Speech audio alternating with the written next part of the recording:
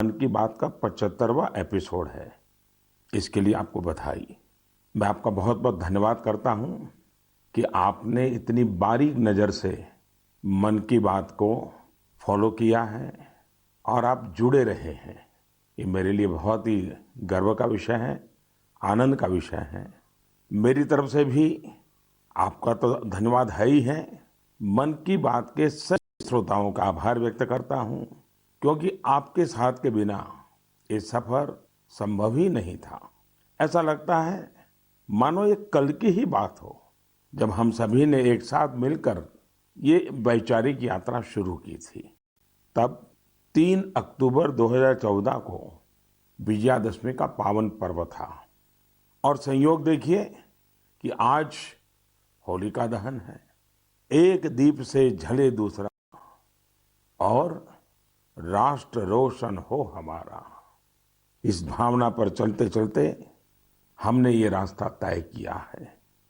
हम लोगों ने देश के कोने कोने से लोगों से बात की और उनके असाधारण कार्यों के बारे में जाना।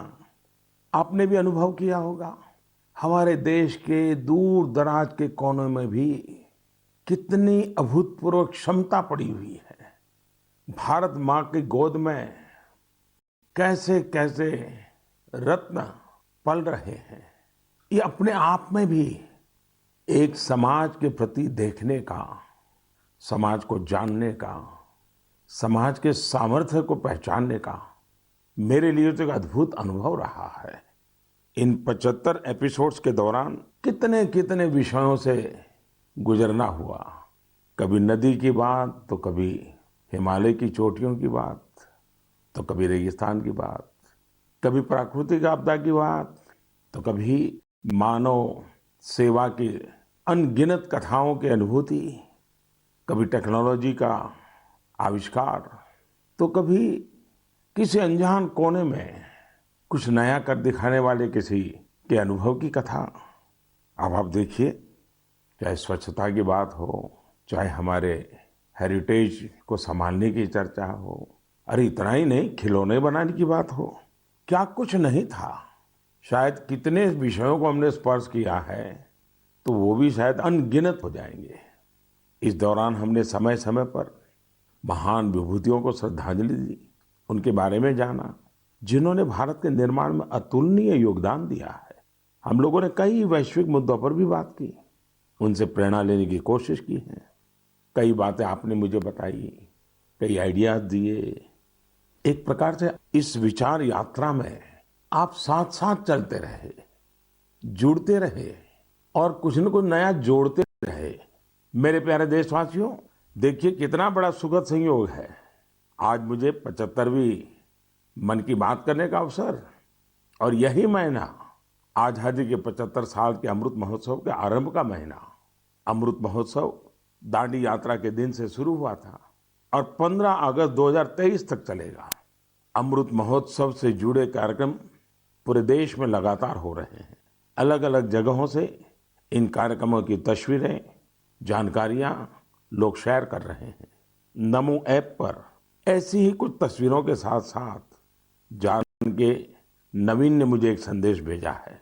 उन्होंने लिखा है कि उन्होंने अमृत महोत्सव के कार्यक्रम देखे और तय किया कि वो भी स्वाधीनता संग्राम से जुड़े कम से कम 10 स्थानों पर जाएंगे। उनकी लिस्ट में पहला नाम भगवान बिरसा मुंडा के जन्मस्थान का है। नवीन ने लिखा है कि झारखंड के आदिवासी स्वतंत्रता सेनानियों की कहानियां वो देश के दूसरे हिस्सों में पहुंचाएंगे। भाई नवीन, आपकी इस सोच के लिए मैं आपको बधाई देता हूं। साथियों, किसी स्वाधीनता सेनानी की संघर्ष गाथा हो, किसी स्थान का इतिहास हो, देश की कोई सांस्कृतिक कहानी हो, अमृत महोत्सव के दौरान आप उसे देश के सामने ला सकते हैं। देशवासियों को उससे जोड़ने का माध्यम बन सकते हैं। आप देखिएगा, देखते ही देखते अमृत महोत्सव ऐसे कितने ही प्रेरणादायी अमृत बिंदुओं से भर जाएगा और फिर ऐसी अमृत धारा बहेगी जो हमें भारत की आजादी के 100 वर्ष तक प्रेरणा देगी, देश को नई ऊंचाई पर ले जाएगी, कुछ न कुछ करने का जज्बा पैदा करेगी। आजादी की लड़ाई में हमारे सेनानियों ने कितने ही कष्ट इसलिए सहे क्योंकि वो देश के लिए त्याग और बलिदान को अपना कर्तव्य समझते थे। उनके त्याग और बलिदान की अमर गाथाएं अब हमें सतत कर्तव्य पथ के लिए प्रेरित करें। और जैसे गीता में भगवान कृष्ण ने कहा है, नियतम कुरु कर्म त्वम कर्म ज्यायो हकर्मणः, उसी भाव के साथ हम सब अपने नियत कर्तव्यों का पूरी निष्ठा से पालन करें। और आजादी का अमृत महोत्सव का मतलब यही है कि हम नए संकल्प करें, उन संकल्पों को सिद्ध करने के लिए जी जान से जुट जाएं। और संकल्प वो हो जो समाज की भलाई के हो, देश की भलाई के हो, भारत के उज्जवल भविष्य के लिए हो। और संकल्प वो हो जिसमें मेरा अपना स्वयं का कुछ न कुछ जिम्मा हो, मेरा अपना कर्तव्य जुड़ा हुआ हो। मुझे विश्वास है गीता को जीने का ये सुवर्ण अवसर हम लोगों के पास है। मेरे प्यारे देशवासियों, पिछले वर्ष ये मार्च का ही महीना था। देश ने पहली बार जनता कर्फ्यू शब्द सुना था। लेकिन इस महान देश की महान प्रजा की महाशक्ति का अनुभव देखिए। जनता कर्फ्यू पूरे विश्व के लिए एक अचरज बन गया था। अनुशासन का ये अभूतपूर्व उदाहरण था। आने वाली पीढ़ियां इस एक बात को लेकर के जरूर गर्व करेगी। उसी प्रकार से हमारे कोरोना वॉरियर्स के प्रति सम्मान, आदर, थाली बजाना, ताली बजाना, दिया जलाना, आपको अंदाज नहीं है कोरोना वॉरियर्स के दिल को कितना छू गया था वो। और वही तो कारण है जो पूरी साल भर वे बिना थके, बिना रुके डटे रहे। देश के एक एक नागरिक की जान बचाने के लिए जी जान से जूझते रहे। पिछले साल इस समय सवाल था कि कोरोना की वैक्सीन कब तक आएगी। साथियों, हम सबके लिए गर्व की बात है कि आज भारत दुनिया का सबसे बड़ा वैक्सीनेशन प्रोग्राम चला रहा है। वैक्सीनेशन प्रोग्राम के तस्वीरों के बारे में मुझे भुवनेश्वर के पुष्पा शुक्ला जी ने लिखा है। उनका कहना है कि घर के बड़े बुजुर्गों में वैक्सीन को लेकर जो उत्साह दिख रहा है उसकी चर्चा मैं मन की बात में करूं। साथियों, सही भी है। देश के कोने कोने से हम ऐसी खबरें सुन रहे हैं, ऐसी तस्वीरें देख रहे हैं जो हमारे दिल को छू जाती हैं। यूपी के जौनपुर में 109 वर्ष की बुजुर्ग मां राम दुलैया जी ने टीका लगवाया है। ऐसे ही दिल्ली में भी 107 साल के केवल कृष्ण जी ने वैक्सीन की डोज ली है। हैदराबाद में 100 साल के जय चौधरी जी ने वैक्सीन लगवाई। और सभी से अपील भी है कि वैक्सीन जरूर लगवाएं। मैं ट्विटर, फेसबुक पर भी ये देख रहा हूं कि कैसे लोग अपने घर के बुजुर्गों को वैक्सीन लगवाने के बाद उनकी फोटो अपलोड कर रहे हैं। केरल से एक युवा आनंद नायर ने तो इसे एक नया शब्द दिया है, वैक्सीन सेवा। ऐसे ही संदेश दिल्ली से शिवानी, हिमाचल से हिमांशु और दूसरे कई युवाओं ने भी भेजे हैं। मैं आप सभी श्रोताओं के इन विचारों की सराहना करता हूं। इन सब के बीच कोरोना से लड़ाई का मंत्र भी जरूर याद रखिए, दवाई भी कड़ाई भी। और सिर्फ मुझे बोलना ऐसा नहीं, हमें जीना भी है, बोलना भी है, बताना भी है और लोगों को भी दवाई भी कड़ाई भी इसके लिए प्रतिबद्ध बनाते रहना है।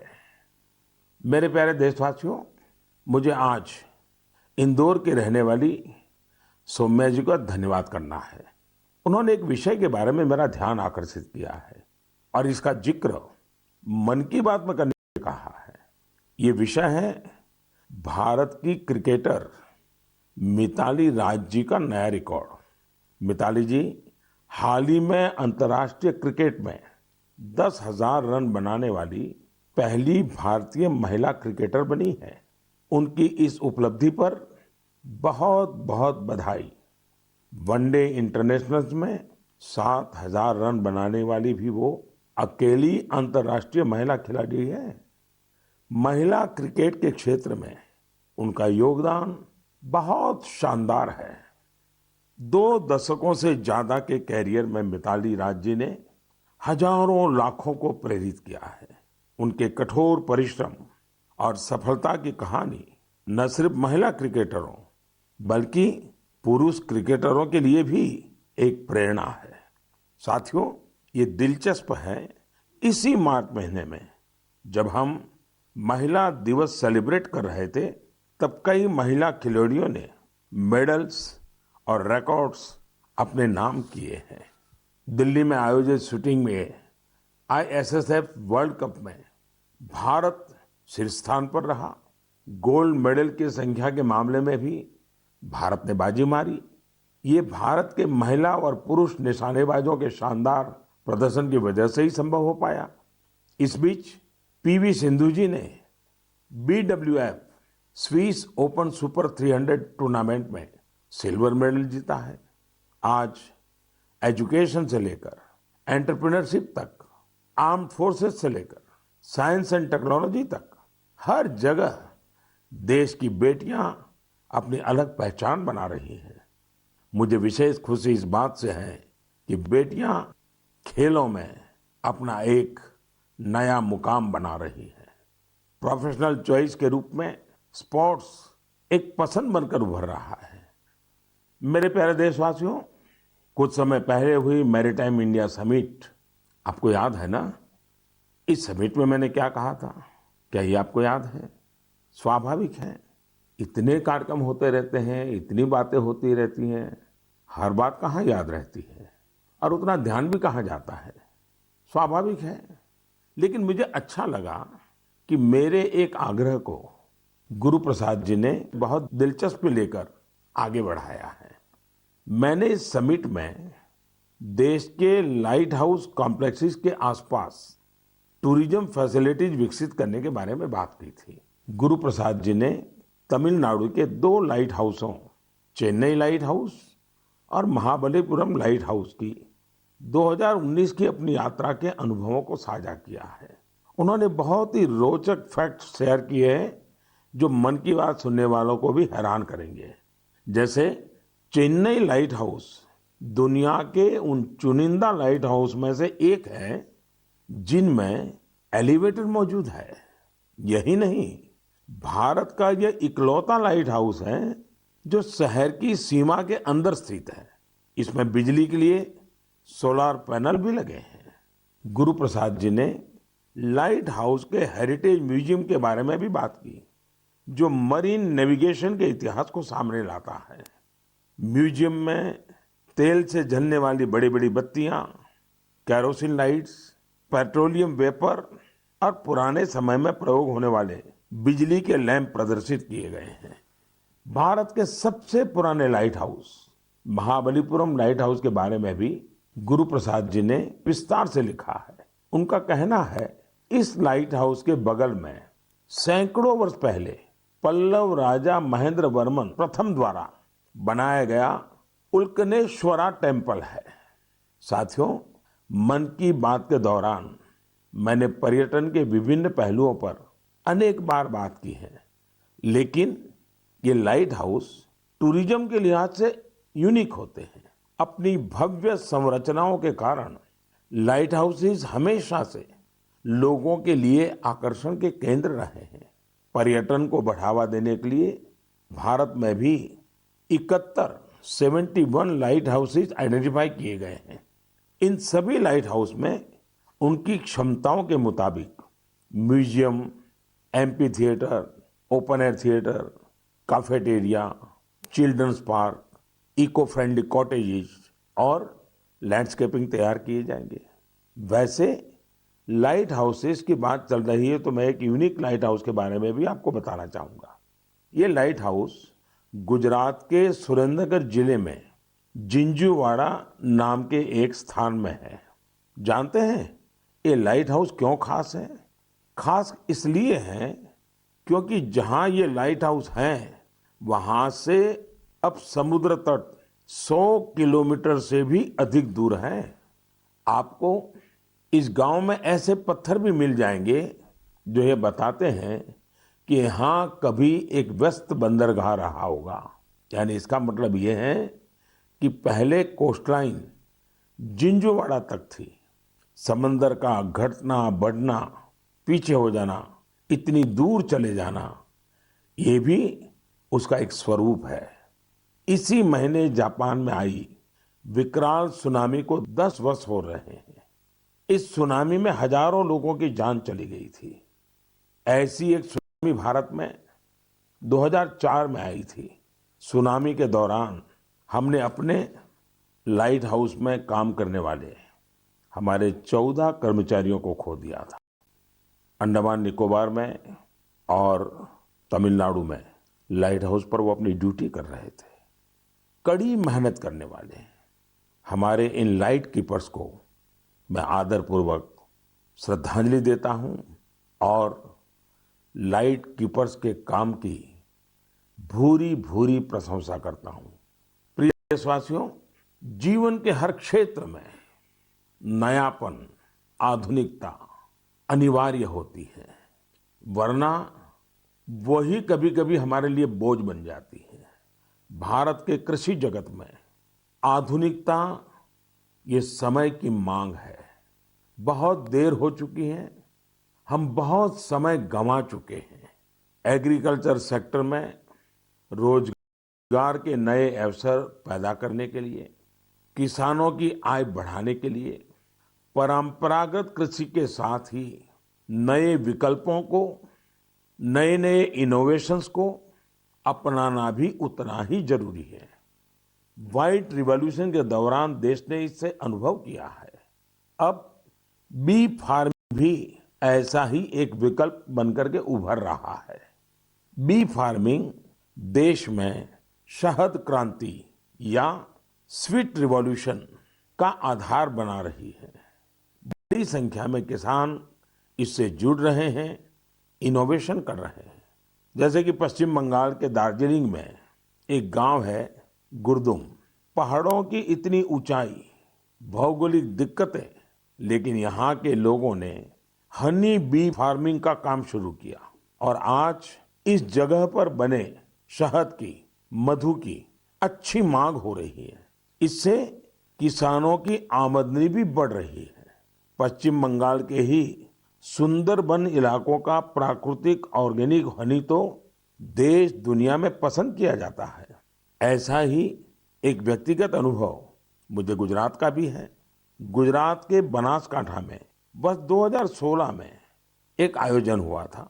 उस कार्यक्रम में मैंने लोगों से कहा कि यहाँ इतनी संभावनाएं हैं, क्यों न बनासकांठा और हमारे यहाँ के किसान स्वीट रिवॉल्यूशन का नया अध्याय लिखे। आपको जानकर खुशी होगी, इतने कम समय में बनासकांठा शहद उत्पादन का प्रमुख केंद्र बन गया है। आज बनासकांठा के किसान हनी से लाखों रुपये सालाना कमा रहे हैं। ऐसा ही एक उदाहरण हरियाणा के यमुनानगर का भी है। यमुनानगर में किसान बी फार्मिंग करके सालाना कई 100 टन शहद पैदा कर रहे हैं, अपनी आय बढ़ा रहे हैं। किसानों की इस मेहनत का परिणाम है कि देश में शहद का उत्पादन लगातार बढ़ रहा है और सालाना करीब 1.25 लाख टन पहुंचा है। इसमें से बड़ी मात्रा में शहद विदेशों में निर्यात भी हो रहा है। साथियों, हनी बी फार्मिंग में केवल शहद से ही आय नहीं होती, बल्कि बी वैक्स भी आय का एक बहुत बड़ा माध्यम है। Pharma industry, food industry, textile और कॉस्मेटिक इंडस्ट्री, हर जगह बी वैक्स की डिमांड है। हमारा देश फिलहाल बी वैक्स का आयात करता है, लेकिन हमारे किसान अब ये स्थिति तेजी से बदल रहे हैं। यानी एक तरह से आत्मनिर्भर भारत अभियान में मदद कर रहे हैं। आज तो पूरी दुनिया आयुर्वेद और नेचुरल हेल्थ प्रोडक्ट्स की ओर देख रही है। ऐसे में हनी की मांग और भी तेजी से बढ़ रही है। मैं चाहता हूं देश के ज्यादा से ज्यादा किसान अपनी खेती के साथ साथ बी फार्मिंग से भी जुड़ें। ये किसानों की आय भी बढ़ाएगा और उनके जीवन में मिठास भी घोलेगा। मेरे प्यारे देशवासियों, अभी कुछ दिन पहले वर्ल्ड स्पैरो डे मनाया गया। स्पैरो यानी गोरैया। कहीं इसे चकली बोलते हैं, कहीं चिमनी बोलते हैं, कहीं घौन चिरिका कहा जाता है। पहले हमारे घरों की दीवारों पर, आसपास के पेड़ों पर गोरैया चहकती रहती थी। लेकिन अब लोग गोरैया को ये कहकर याद करते हैं कि पिछली बार बरसों पहले गोरैया देखा था। आज इसे बचाने के लिए हमें प्रयास करने पड़ रहे हैं। मेरे बनारस के एक साथी इंद्रपाल सिंह बत्रा जी ने ऐसा काम किया है जिसे मैं मन की बात के श्रोताओं को जरूर बताना चाहता हूँ। बत्रा जी ने अपने घर को ही गोरैया का आशियाना बना दिया है। इन्होंने अपने घर में लकड़ी के ऐसे घोंसले बनवाए जिनमें गोरैया आसानी से रह सके। आज बनारस के कई घर इस मुहिम से जुड़ रहे हैं। इससे इन घरों में एक अद्भुत प्राकृतिक वातावरण भी बन गया है। मैं चाहूंगा प्रकृति, पर्यावरण, प्राणी, पक्षी जिनके लिए भी बन सके, कम ज्यादा प्रयास हमें भी करने चाहिए। जैसे एक साथी है विजय कुमार काबी जी। विजय जी उड़ीसा के केंद्रपाड़ा के रहने वाले हैं। केंद्रपाड़ा समुद्र के किनारे हैं, इसलिए इस जिले के कई गांव ऐसे हैं जिन पर समुद्र की ऊंची लहरों और साइक्लोन का खतरा रहता है। इससे कई बार बहुत नुकसान भी होता है। विजय जी ने महसूस किया कि अगर इस प्राकृतिक तबाही को कोई रोक सकता है तो वो प्रकृति ही रोक सकती है। फिर क्या था, विजय जी ने बड़ा कोट गांव से अपना मिशन शुरू किया। उन्होंने 12 साल, साथियों 12 साल मेहनत करके गांव के बाहर समुद्र की तरफ 25 एकड़ का मैंग्रोव जंगल खड़ा कर दिया। आज ये जंगल इस गांव की सुरक्षा कर रहा है। ऐसा ही काम ओडिशा के ही पारादीप जिले में एक इंजीनियर अमरेश सामंती जी ने किया है। अमरेश जी ने छोटे छोटे जंगल लगाए हैं जिनसे आज कई गांवों का बचाव हो रहा है। साथियों, इस तरह के कामों में अगर हम समाज को साथ जोड़ लें तो बड़े परिणाम आते हैं। जैसे तमिलनाडु के कोयम्बटूर में बस कंडक्टर का काम करने वाले मरिमुथु योगनाथन जी हैं। योगनाथन जी अपनी बस के यात्रियों को टिकट देते हैं तो साथ में ही एक पौधा भी मुफ्त देते हैं। इस तरह योगनाथन जी न जाने कितने ही पेड़ लगवा चुके हैं। योगनाथन जी अपने वेतन का काफी हिस्सा इसी काम में खर्च करते आ रहे हैं। अब इसको सुनने के बाद ऐसा कौन नागरिक होगा जो मरिमुथु योगनाथन जी के काम की प्रशंसा न करे। मैं हृदय से उनके इस प्रयासों को बहुत बधाई देता हूं, उनके इस प्रेरक कार्य के लिए। मेरे प्यारे देशवासियों, वेस्ट से वेल्थ यानी कचरे से कंचन बनाने के बारे में हम सब ने देखा भी है, सुना भी है और हम भी औरों को बताते रहते हैं। कुछ उसी प्रकार से वेस्ट को वैल्यू में बदलना का भी काम किया जा रहा है। ऐसा ही एक उदाहरण केरल के कोच्चि के सेंट टेरेसा कॉलेज का है। मुझे याद है कि 2017 में मैं इस कॉलेज के कैंपस में एक बुक रीडिंग पर आधारित कार्यक्रम में शामिल हुआ था। इस कॉलेज के स्टूडेंट्स रीयूजेबल टॉयज बना रहे हैं, वो भी बहुत ही क्रिएटिव तरीके से। ये स्टूडेंट्स पुराने कपड़ों, फेंके गए लकड़ी के टुकड़ों, बैग और बॉक्सेस का इस्तेमाल खिलौने बनाने में कर रहे हैं। कोई विद्यार्थी पजल बना रहा है तो कोई कार और ट्रेन बना रहा है। यहाँ इस बात का विशेष ध्यान दिया जाता है कि खिलौने सेफ होने के साथ साथ चाइल्ड फ्रेंडली भी हो। और इस पूरे प्रयास की एक अच्छी बात ये भी है कि ये खिलौने आंगनवाड़ी बच्चों को खेलने के लिए दिए जाते हैं। आज जब भारत खिलौनों की मैन्युफैक्चरिंग में काफी आगे बढ़ रहा है तो वेस्ट से वैल्यू के ये अभियान, ये अभिनव प्रयोग बहुत मायना रखते हैं। आंध्र प्रदेश के विजयवाड़ा में एक प्रोफेसर श्रीनिवास पदकांडला जी हैं। वे बहुत ही रोचक कार्य कर रहे हैं। उन्होंने ऑटोमोबाइल मेटल स्क्रैप से स्कल्पचर्स बनाए हैं। उनके द्वारा बनाए गए विशाल स्कल्पचर्स सार्वजनिक पार्कों में लगाए गए हैं और लोग उन्हें बहुत उत्साह से देख रहे हैं। इलेक्ट्रॉनिक और ऑटोमोबाइल वेस्ट की रिसाइकलिंग का यह एक अभिनव प्रयोग है। मैं एक बार फिर कोची और विजयवाड़ा के इन प्रयासों की सराहना करता हूं और उम्मीद करता हूं कि और लोग भी ऐसे प्रयासों में आगे आएंगे। मेरे प्यारे देशवासियों, भारत के लोग दुनिया के किसी कोने में जाते हैं तो गर्व से कहते हैं कि वो भारतीय हैं। हम अपने योग, आयुर्वेद, दर्शन, न जाने क्या कुछ नहीं है हमारे पास, जिसके लिए हम गर्व करते हैं, गर्व की बातें करते हैं। साथ ही अपनी स्थानीय भाषा, बोली, पहचान, पहनाव, खान पान, उसका भी गर्व करते हैं। हमें नया तो पाना है और वही तो जीवन होता है, लेकिन साथ साथ पुरातन गंवाना भी नहीं है। हमें बहुत परिश्रम के साथ अपने आसपास मौजूद अथाह सांस्कृतिक धरोहर का संवर्धन करना है, नई पीढ़ी तक पहुंचाना है। यही काम आज असम के रहने वाले सिकारी टिस्सौ बहुत ही लगन के साथ कर रहे हैं। कार्बी आंगलोंग जिले के सिकारी टिस्सौ जी पिछले 20 सालों से कार्बी भाषा का डॉक्यूमेंटेशन कर रहे हैं। किसी जमाने में, किसी युग में कार्बी आदिवासी भाई बहनों की भाषा कार्बी आज मुख्य धारा से गायब हो रही है।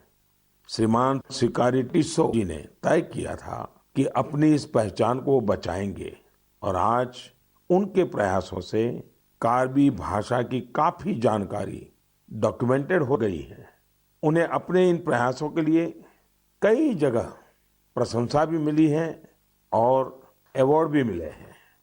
मन की बात के द्वारा श्रीमान सिकारी टिस्सौ जी को मैं तो बधाई देता ही हूँ, लेकिन देश के कई कोने में इस प्रकार से कई साधक होंगे जो एक काम लेकर के खपते रहते होंगे। मैं उन सबको भी बधाई देता हूँ। मेरे प्यारे देशवासियों, कोई भी नई शुरुआत यानी न्यू बिगिनिंग हमेशा बहुत खास होती है। न्यू बिगिनिंग का मतलब होता है न्यू पॉसिबिलिटीज, नए प्रयास, और नए प्रयासों का अर्थ है नई ऊर्जा और नया जोश। यही कारण है कि अलग अलग राज्यों और क्षेत्रों में एवं विविधता से भरी हमारी संस्कृति में किसी भी शुरुआत को उत्सव के तौर पर मनाने की परंपरा ही रही है। और ये समय नई शुरुआत और नए उत्सवों के आगमन का है। होली भी तो बसंत को उत्सव के तौर पर ही मनाने की एक परंपरा है। जिस समय हम रंगों के साथ होली मना रहे होते हैं, उसी समय बसंत भी हमारे चारों ओर नए रंग बिखेर रहा होता है। इसी समय फूलों का खिलना शुरू होता है और प्रकृति जीवंत हो उठती है। देश के अलग अलग क्षेत्रों में जल्द ही नया साल भी मनाया जाएगा, चाहे उगादी हो या पुथंडू, गुड़ी पड़वा हो या बिहू, नवरे हो या पोइला, या फिर बोईशाख हो या बैसाखी। पूरा देश उमंग, उत्साह और नई उम्मीदों के रंग में सराबोर दिखेगा।